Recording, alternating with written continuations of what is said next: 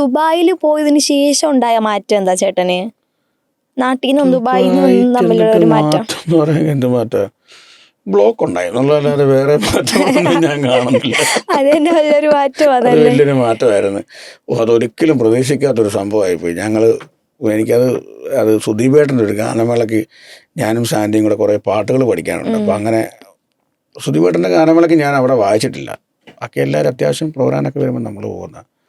അത് ഞങ്ങൾ ഭയങ്കര പ്ലാൻഡായി പ്രാക്ടീസൊക്കെ ചെയ്തുകൊണ്ടിരിക്കുമ്പോഴാണ് എനിക്കിങ്ങനെ ഒരു ഒരു ശ്വാസം മുട്ടൽ പോലെ ഒരു ഗ്യാസ് കയറുന്ന പോലെയൊക്കെ ഉണ്ടായിട്ട് ഞങ്ങൾക്ക് പരിപാടിക്ക് കൊട്ടിയല്ലേ പറ്റും. അപ്പോൾ തലേദിവസം രാവിലെ സുദീപേട്ടൻ വിളിച്ച് പറഞ്ഞു രാവിലെ 8 മണിക്ക് പുള്ളി അബുദാബി വരും.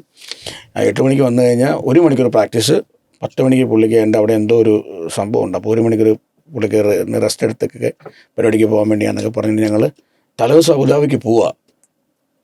ഈ പോകുന്ന വീട്ടിൽ നിന്ന് ഇറങ്ങുമ്പോൾ തന്നെ എനിക്കൊരു പെട്ടെന്നൊരു പിടുത്തമൊക്കെ ഉണ്ടായിട്ട് നടക്കാൻ മേല എനിക്ക്. അപ്പോൾ ഞാൻ പറഞ്ഞു സാൻഡിയോട് രക്ഷയില്ലല്ലോടാന്ന്. അപ്പോൾ സാൻഡി പറഞ്ഞ് നമുക്ക് ഇവിടെ ഒരു ക്ലിനിക്കുണ്ട്, നമുക്ക് അവിടെ നമ്മൾ എന്നും ഈ ബ്ലഡൊക്കെ ചെക്ക് ചെയ്ത് ഷുഗറൊക്കെ നോക്കാൻ വേണ്ടിയൊക്കെ പോകുന്നൊരു ക്ലിനിക്കാണ്. അപ്പോൾ അവിടെ ഞങ്ങൾ പോയി. അവിടെ ചെന്ന് ഡോക്ടറെ കണ്ട്. അപ്പോൾ ഞങ്ങളൊക്കെ അറിയാവുന്ന ഡോക്ടറാണ്. എനിക്ക് എന്നൊരു ഞാൻ സാറേ എനിക്ക് ഇങ്ങനെ ഒരു ചെറിയൊരു ഗ്യാസിൻ്റെ ആണെന്ന് തോന്നുന്നു പറഞ്ഞു. ആയിരിക്കാൻ പറഞ്ഞു. പുള്ളി ടെസ്റ്റ് ചെയ്ത് പുള്ളി ഇതൊക്കെ നോക്കിയിട്ട് ബ്ലഡ് ഒന്ന് എടുത്ത് നോക്കാമെന്ന് പറഞ്ഞ പുള്ളി പറഞ്ഞു ചേട്ടാ ചെറിയൊരു പ്രശ്നമുണ്ട്, ഒരു കാര്യം ചെയ്യും, ദുബായിൽ ഞാനൊരു ഹോസ്പിറ്റലിലോട്ട് കാണിക്കാം, അവിടെ കൊണ്ടുവന്ന് കാണിച്ചിട്ട് പോയാൽ മതി എന്ന് പറഞ്ഞു. അപ്പം ഞങ്ങൾക്ക് ഈ പരിപാടിയുടെ ഇങ്ങനെ നിൽക്കുകയല്ലേ, പ്രാക്ടീസിന് ചെല്ലണം. അപ്പം സാൻഡി ഞാനും പറഞ്ഞു സാറേ എങ്ങനെയെങ്കിലും നാളെ ഒരു കാര്യം ചെയ്യും, ഞങ്ങൾ അബുദാബി പോയിട്ട് ഞങ്ങൾ നാളെ രാവിലെ വന്ന് പരിപാടി കഴിഞ്ഞിട്ട് പിറ്റേ ദിവസം വരുമല്ലോ, വൈകുന്നേരം വന്നിട്ട് ഞങ്ങൾ പൊക്കോളാന്ന് പറഞ്ഞു. അപ്പം ഇങ്ങനെ പറഞ്ഞു കേട്ടിട്ട് പുള്ളി ഒന്നും പറഞ്ഞില്ല. വളരെ പുള്ളി ഞങ്ങളുടെ മുഖത്ത് നോക്കി മസ്റ്റായിട്ട് പോകണമെന്നൊന്നും പറഞ്ഞില്ലല്ലോ. പുള്ളി വളരെ ഈസി ആയിട്ട് പോകണം കേട്ടോ എന്ന് പറയാൻ. ഞാൻ ഡോക്ടറെ കാല് പിടിച്ച് പറഞ്ഞു ഞങ്ങൾ ഇന്ന് വിട്ടിട്ട് ഞങ്ങൾ നാളെ വരാമെന്ന് പറഞ്ഞാൽ പുള്ളി എടുത്ത് വായിക്കും പറയാം നീ ജീവനോടെ ഉണ്ടെങ്കിൽ അല്ലടാ നാളെ പരിപാടിക്ക് വായിക്കത്തുള്ളൂ. അയ്യോ ഇത് പറഞ്ഞപ്പോൾ ഞങ്ങളുടെ കിളി പോയി. അപ്പം തന്നെ സാൻഡി പറഞ്ഞു ഒട്ടാക്കാന്ന് പറഞ്ഞു. ഞങ്ങൾ നേരെ ഹോസ്പിറ്റലിലോട്ട് പോയി. പൊന്നു കുഞ്ഞെ ഹോസ്പിറ്റലിൽ ചെന്നുണ്ട് പ്രപഞ്ചം. എൻ്റെ പൊന്നെ വരണ്ടു പോയി ഞാൻ. പിന്നെ വായിക്കാൻ പറ്റില്ല. അന്ന് വൈകിട്ട് തന്നെ നേരെ പിടിച്ച് നേരെ തിരിച്ചിങ്ങ് പോകുന്നു. ഇവിടെ വന്നിറങ്ങി നേരെ ഭാരത് ഹോസ്പിറ്റലിലോട്ട് കയറി. വായിക്കാൻ പറ്റില്ല. അയ്യോ അത് ഞാൻ ഫ്ലൈറ്റിൽ ഇരിക്കുമ്പോൾ സുധീപേട്ടൻ എന്നെ വിളിച്ചിട്ട് പറഞ്ഞില്ല അടുത്ത ഒരിടയ്ക്ക് നമുക്ക് കാണാൻ കേട്ടോ എന്നൊക്കെ പറഞ്ഞ് അങ്ങനെ ഞാൻ കയറി പോന്നു. ഇവിടെ വന്ന് ഒരു മാസം ബെഡ് റെസ്റ്റൊക്കെ ആയിരുന്നു. എല്ലാം കഴിഞ്ഞ് ഓക്കെ ആയി. പിന്നെ നമ്മൾ ചെറിയ പരിപാടിക്കൊക്കെ ഇറങ്ങി തുടങ്ങിക്കഴിഞ്ഞ് കുറച്ച് നാൾ ശേഷം സുധീപേട്ടൻ വിളിച്ചിട്ട് ഞാൻ ഇവിടുന്ന് വീണ്ടും ദുബായ്ക്ക് പോയൊരു പരിപാടിക്ക് ജോൺസൺ മാഷിൻ്റെ ഒരു തൂമാനത്തുമ്പികൾ എന്ന് പറഞ്ഞൊരു പരിപാടി ഉണ്ടായിരുന്നു. അതിനകത്ത് വായിച്ചു. അത് ഞാൻ തിരിച്ചിങ്ങ് പോന്നു. പിന്നെ ഞാൻ പോയിട്ടില്ല. പിന്നെ ഇവിടെ തന്നെയാണ് ഇപ്പം എല്ലാ പരിപാടിയും. പിന്നെ കോഴ്സും സ്റ്റാർട്ട് ചെയ്ത് അത്യാവശ്യം ഇങ്ങനെ പോകുന്നു. ഇനിയും ഇതുപോലൊരു കോള് ദുബായിൽ നിന്ന് വന്നാൽ ചേട്ടൻ തിരിച്ച് പോവോ? തിരിച്ച് സ്ഥിരമായിട്ട് നിൽക്കാൻ ഇനി പോകത്തില്ല. എന്നുവെച്ചാൽ നമുക്ക് നമ്മുടെ ഹെൽത്തൊക്കെ പ്രശ്നമായില്ലേ, നമ്മൾ മരുന്ന് കറക്റ്റ് കഴിക്കണം. അപ്പം അങ്ങനെയൊക്കെ ഉള്ളതുകൊണ്ട് ഇപ്പം ഇവിടെ നിൽക്കുന്നതാണ് സേഫ്. ഇടയ്ക്കിടയ്ക്ക് ചെക്കപ്പും കാര്യങ്ങളൊക്കെ ഉണ്ട്. എന്തെങ്കിലും പ്രോഗ്രാം ഉണ്ടെങ്കിൽ പോയിട്ട് തിരിച്ച് വരും. വിളിച്ചു കഴിഞ്ഞാൽ നമ്മൾ പോകും, പോയിട്ട് തിരിച്ചിങ്ങ് പോരും. അങ്ങനെയൊക്കെ പോകുന്നു. അപ്പം ചേട്ടൻ്റെ ഇപ്പം ട്രൂപ്പിൽ ഒരുപാട് കലാകാരന്മാർ അത്രയും എന്താ പറയുക എക്സ്പീരിയൻസ്ഡ് ആയിട്ടുള്ള ഒരുപാട് പേരുണ്ടെന്ന് പറഞ്ഞു. പുതിയ ആൾക്കാരെ എടുക്കുമോ? പിന്നെ നമ്മൾ ഇപ്പം ഞാൻ പറയില്ലേ, ഇപ്പം എൻ്റെ ഇപ്പം കൂടെ വായിക്കുന്ന ആർട്സുകൾ എന്നൊക്കെ പറഞ്ഞാൽ പണ്ട് പോലെ പണ്ടത്തെ കോട്ടയത്തെ മംഗള ഓർക്കസ്ട്രയിലുള്ള കലാകാരന്മാരുണ്ട്, MGM വായിച്ച കലാകാരന്മാരുണ്ട്, ദിനേശ് ചേട്ടൻ, വിനോദ് ചേട്ടൻ, അകേട്ടൻ, പിന്നെ സരികയിലൊക്കെ വായിച്ച ദിലീപ് ഏട്ടനുണ്ട്. അങ്ങനെ ഒത്തിരി സീനിയറായിട്ടുള്ള ആർട്ടിസ്റ്റുകളുണ്ട്. പിന്നെ എൻ്റെ ഏജുള്ള ആർട്ടിസ്റ്റുകളുണ്ട്, എന്നെക്കാട്ടും ചെറുപ്പമായ കലാകാരന്മാരുണ്ട്.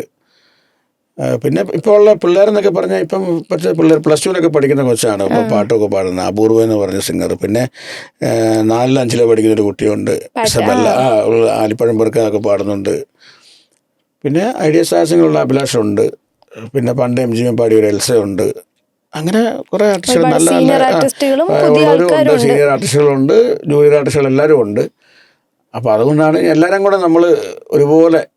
പക്ഷെ കേട്ട കേൾവി മൊത്തത്തിലുള്ള ആർട്ടിസ്റ്റുകളെക്കാളും കൂടുതൽ ഫാൻസ് സുനിശ്ചനാണ് എന്നിങ്ങനെ പറഞ്ഞു കേൾക്കുന്നുണ്ട്. ഒരുപാട് ആന്റീസ് ഫാൻസോ അത് ഈ റിയാലിറ്റി ഷോയ്ക്കകത്ത് പങ്കെടുത്തുകൊണ്ട് ആൾക്കാർ, അതാണ് ഞാൻ പറഞ്ഞത്, ഞാൻ പാടിയെന്നും പറഞ്ഞുകൊണ്ട് ഒത്തിരി പേര് കമൻ്റ് അടിച്ചിട്ടുണ്ടേ സുനിച്ചിന് ഇങ്ങനെ പാടുമോ എന്നൊക്കെ ചോദിച്ചു, ചേച്ചിയൊക്കെ ചോദിച്ചിട്ടുണ്ട്. പക്ഷെ ഇങ്ങനെ പാടുമായിരുന്നു എന്നൊക്കെ.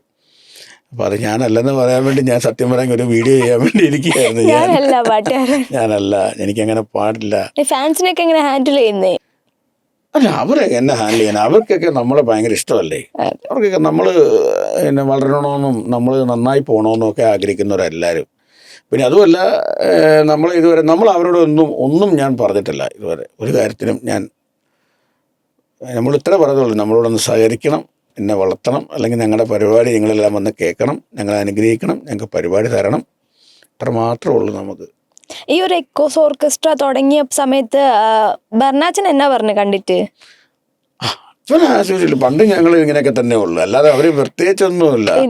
കുഴപ്പമില്ല, കൊള്ളാം, അത്രക്കുള്ള, അല്ലാതെ അല്ലാത്ത സംഭവമൊന്നുമില്ല. അയ്യോ, അത്ര ഉള്ളല്ല, വേറെ ഒന്നുമില്ല. അവൻ ഇംഗ്ലീഷ് മൂവി അതൊക്കെ അതിനകത്തൊക്കെ ആരെങ്കിലും, ഞാൻ ഓർക്കുന്നുണ്ട് പണ്ട് നമ്മുടെ ഈ ബ്ലാക്ക് പാന്തറിനകത്ത് നടൻ മരിച്ചിട്ട് അവൻ കരഞ്ഞിട്ട് എന്നെ വിളിച്ചിട്ടുണ്ട് ദുബായിലോട്ട്. സീരിയസ്ലി, അത് സത്യമായിട്ട് ഞാനങ്ങനെ ആലോചിച്ച് പോയപ്പോ ഇതൊക്കെ പറഞ്ഞപ്പോൾ ഞാനും ആലോചിച്ചു, പറഞ്ഞു ഭയങ്കര സങ്കടമായിരുന്നു. അതൊക്കെ വലിയ കാര്യമാണ് പുള്ളിക്ക്. പുള്ളി അങ്ങനത്തെ സംഭവം, അല്ലാതെ. ഇതുപോലെ എവിടെയെങ്കിലും പ്രോഗ്രാമിന് പോയിട്ട് എന്തെങ്കിലും ഓർക്കാൻ ആഗ്രഹിക്കുന്ന എന്തെങ്കിലും മൂമെന്റ് ലൈഫിൽ ഇപ്പോഴും ഉണ്ടോ? ഇപ്പോഴും ഓർത്ത് ചിരിക്കാറുള്ളത്, അല്ലെങ്കിൽ ഇപ്പോഴും ഓർത്ത് വെക്കാൻ പറ്റിയ എന്തെങ്കിലും ഒരു സാധനം ഉണ്ടോ? ഓർത്ത് വെക്കാൻ വേണ്ടി എനിക്ക് അങ്ങനെ ഒരു സംഭവം, ഒരു കഥ ഞാൻ പറഞ്ഞു കേട്ടിട്ടുണ്ട്. ഒരു ഗാനമേളയ്ക്ക് പോയതിൻ്റെ, അതായത് പണ്ട് ഈ ക്ലബ്ബൊക്കെ ഈ ഓണാഘോഷമൊക്കെ ആകുമ്പോൾ ഈ ക്ലബ്ബുകാർ തമ്മിൽ ഭയങ്കര വഴക്കായിരിക്കും. രണ്ട് ചേരിയായിരിക്കും ഇവർ എപ്പോഴും, ഈ ഓണത്തിനും അല്ലെങ്കിൽ ഉത്സവത്തിനൊക്കെ ആയിരിക്കുമല്ലോ ഇവർ തമ്മിൽ അങ്ങോട്ടും ഇങ്ങോട്ടും അടിയുണ്ടാകുന്നു. അപ്പോൾ അങ്ങനത്തെ ഒരു ക്ലബ്ബിൽ ഒരു പരിപാടിക്ക് പോയിട്ട്, അപ്പം അവിടെ ചെന്നപ്പോൾ തന്നെ അവർ പറഞ്ഞു ഒരു കാരണവശാലും, അപ്പം അന്നൊക്കെ ഈ ഒരു വണ്ടിക്കകത്തൊക്കെയാണ് പോകുന്നത്, കൂട്ടത്തൊക്കെ ആണെങ്കിലും ചെറിയൊരു പഴയ വാഹനക്കകത്തൊക്കെ പോകുന്നത്. അപ്പം പാട്ട് പാടുന്ന പെൺകുട്ടിയൊക്കെ ആണെങ്കിൽ അവർ അപ്പന്മാരായിട്ട് കടുവാക്കുളത്തേണ്ടാന്ന് തോന്നുന്നു പരിപാടി, ഞാൻ പറഞ്ഞു കേട്ടില്ല, ഓർക്കുന്ന അങ്ങനെയാണെന്ന് തോന്നുന്നു. അപ്പം ഈ ഓട്ടോക്കകത്തൊക്കെ വരത്തുള്ളൂ, അവർ അപ്പൻ കൂടെ ഉണ്ടാവും. അപ്പോൾ ഈ ഒരു 5-6 പേര് ഈ വാഹനത്തോ അവിടെ ചെന്ന് ഇറങ്ങിയപ്പോൾ തന്നെ അവർ പറഞ്ഞ് കമ്മിറ്റി ഓഫീസിൽ കയറിയിരുന്നു, എപ്പം വെള്ളം അടി ഉണ്ടാവും. അപ്പം അത് ചെല്ലുമ്പോൾ തന്നെ കാണാം പാത്രങ്ങളൊക്കെ അവിടെ കുപ്പിയൊക്കെ പൊട്ടി, കടകളിലൊക്കെ ഇങ്ങനെ കീറിയൊക്കെ, അവിടെ മൊത്തത്തിലൊരു അലമ്പ് അടിയൊക്കെ നടന്ന ഒരു സ്ഥലം പോലെയാണ്. അപ്പോൾ ഇവർ പറഞ്ഞ് കമ്മിറ്റി ഓഫീസിൽ കയറി ഇരുന്നാൽ മതി, ഫുഡൊക്കെ ഇവിടെ വരുമെന്നൊക്കെ പറഞ്ഞ് അവിടെ ഇരുന്നു, അനങ്ങരുത്, പുറത്തിറങ്ങരുത്, എപ്പം വെള്ളം അടി ഉണ്ടാകുമെന്നും പറഞ്ഞൊരു ഭീകര അന്തരീക്ഷം നിൽക്കുകയാണ് അവിടെ. അപ്പോൾ ഇവർ ഈ 8-10 പേര് ഇങ്ങനെ ഈ കമ്മിറ്റിക്ക് ഓഫീസിൽ നിൽക്കുന്ന കമ്മിറ്റിക്കാർ 1-2 പേര് പുറത്ത് നിൽപ്പുണ്ട്. അപ്പോൾ അങ്ങനെ പൊയ്ക്കൊണ്ടിരിക്കുമ്പം ഒരു പയ്യൻ വന്ന്, ഒരു പയ്യൻ മുണ്ട കൊടുത്തൊരു പയ്യനൊക്കെ ഗാനക്കാരാടാന്നൊക്കെ ചോദിച്ചു. ഇങ്ങനെ പറഞ്ഞു, ഞങ്ങൾ വാ കുഞ്ഞുണ്ടേന്ന് ചോദിച്ചു, കഴിക്കണ്ടേന്ന് വാന്ന് പറഞ്ഞ് വിളിച്ചുകൊണ്ട് പോവുക. അപ്പോൾ ഇവരിങ്ങനെ രാത്രി പോവല്ലേ, അപ്പോൾ ഇവരിങ്ങനെ പൊയ്ക്കൊണ്ടിരിക്കുന്നു. ഈ പയ്യൻ അതൊക്കെ പറഞ്ഞ് ഇവരിങ്ങനെ വീഡിയോ അടിച്ചിങ്ങനെ നടക്കുന്നു, പോകുന്നു. കൊച്ചു പയ്യനാണ്, മുണ്ട കൊടുത്ത് പോവുക. അപ്പോൾ അവിടുന്ന് ഈ ഒരു വഴി ഇങ്ങനെ പാലം പോലെ പോകുമ്പോൾ അവിടുന്ന് ആൾക്കാരിങ്ങനെ ഇറങ്ങി വരുന്നുണ്ട് രാത്രി, ടോർച്ചൊക്കെ ആയിട്ടൊക്കെ, അന്നൊക്കെ ടോർച്ചൊക്കെ അല്ലേ. അപ്പോൾ എപ്പം വേണമെങ്കിലും അടി ഉണ്ടാവും, ആ ഒരു മൂടി നിൽക്കുക, എല്ലാവരും ശ്രദ്ധിച്ചാണ് നടക്കുന്നതൊക്കെ. ഈ ആൾക്കാരിങ്ങനെ നടന്ന് വരികയും ഫ്രണ്ടിൽ പോകുന്നുണ്ട്, ഒറ്റ അടിയായിരുന്നു, ടപ്പെന്ന് അടിക്കുകയും ഓർക്കസ്ട്രക്കാർ ഒരു സൈഡ് വഴി അങ്ങ് ഓടി, അവരെല്ലാം മൊത്തത്തിൽ ഓട്ടമായിരുന്നു. ഇവരെല്ലാം ഓടി ടൗണിൽ വന്ന് അണച്ചു കുത്തി നിൽക്കുക, എല്ലാവരും രക്ഷപ്പെട്ടല്ലോ എന്നൊക്കെ പറഞ്ഞ് നിൽക്കുക. അതിൻ്റെ പിറ്റേ ദിവസം ഈ കമ്മിറ്റിക്കാർ തിരക്കി വന്നു, നിങ്ങൾ എന്ത് പരിപാടി കാണിച്ചു, നിങ്ങൾ ഇങ്ങനെ ഗാനമേളയ്ക്ക് വായിക്കായിരുന്നു, നിങ്ങൾ എന്നെ ഓടിയെന്ന് ചോദിച്ചു. അല്ല, അവിടെ അടിയുണ്ടായില്ലെന്ന് ചോദിച്ചു. എടാ, ആ പയ്യൻ സിഗരറ്റ് വരച്ചിട്ട് അവൻ്റെ ചേട്ടൻ അടിച്ചതാണ്. അല്ല, അതൊരു കഥ എനിക്ക് എപ്പോഴും ഞാൻ പറയില്ലേ, അത് അപാര കോമഡി, ഞാൻ എപ്പോഴും ഓർത്ത് അത് ചിരിക്കേണ്ട ഒരു കഥയാണ്. അങ്ങനെ ഒത്തിരി കഥകളുണ്ടെന്ന്. ഈ ഗാനമേളയ്ക്ക് പോകുമ്പം ശരിക്കും പറഞ്ഞാൽ ഭയങ്കര എൻജോയ്മെൻറ്റാണ്. ഈ പരിപാടിക്ക് ചെല്ലുമ്പോൾ സൗണ്ട് കയറ്റാൻ വേണ്ടി സമയം വേണം. അന്നത്തെ കാലത്തൊക്കെ വണ്ടി മേളിൽ സൗണ്ട് കയറ്റണം. ആ സമയത്തൊക്കെ ഈ 10-12 ഇപ്പോഴല്ലേ ഈ വാട്സപ്പ് കോമഡി ആയത്, അങ്ങോട്ടും ഇങ്ങോട്ടും വാട്സപ്പിലൊക്കെ വിടുന്നു വിറ്റ് പറയുമ്പോൾ ആരും ശ്രദ്ധിക്കത്തില്ല. ഇപ്പോൾ ഒരു കഥ പറഞ്ഞാൽ പോലും ഒരാളോടൊരു നമ്മളൊരു കോമഡി പറഞ്ഞാൽ പോലും അവൻ ശ്രദ്ധിക്കത്തില്ല, അവൻ എപ്പോഴും ഫോണിലായിരിക്കും. അന്നെന്ന് പറയുമെങ്കിൽ ആർക്കും ഫോണില്ല, എല്ലാവരും ഇങ്ങനെ വട്ടത്തിൽ നിന്നുകൊണ്ട് ഒരു അറ്റത്തുനിന്ന് ആരെങ്കിലും ഒരു കോമഡി പറയും, അവിടെ നിന്ന് അങ്ങ് ചിരിച്ചിരിച്ച് ഇങ്ങനെ എല്ലാവരും പരസ്പരം പറഞ്ഞ് ഭയങ്കര രസമായിരുന്നു അന്നൊക്കെ. ഇപ്പം പിന്നെ എല്ലാവരും വാട്സപ്പ്, എപ്പോഴും ഫോണിൽ. നമുക്കൊരു കാര്യം ഒരാളോട് പറയാൻ പറ്റത്തില്ല, അവൻ്റെ കണ്ണി നോക്കത്തില്ലല്ലോ, നമ്മുടെ ഫോണിലായിരിക്കും. അങ്ങനെ ഒരുപാട് കോമഡി ഉണ്ട് ഗാനമേളയ്ക്ക്. അതുകൊണ്ട് നമ്മൾ ഭയങ്കര ഹാപ്പി ആയിരിക്കും ഗാനമേളയ്ക്ക്, ടെൻഷനൊന്നുമില്ല. ഇപ്പം അത്രയും കൂടെ ഇല്ല, ഇപ്പം ഒരു ടെൻഷനുമില്ല. കമ്മിറ്റിക്കാരൊക്കെ ആണെങ്കിലും എല്ലാവരും നല്ല ഫ്രണ്ട്സൊക്കെ ആയിരിക്കും. അവർ നല്ല അതുപോലെ കലാകാരന്മാരെയൊക്കെ അവർ കൊണ്ട് ഫുഡ് കൊടുക്കാനും ഒക്കെ ഭയങ്കര സഹകരണമൊക്കെയാണ്.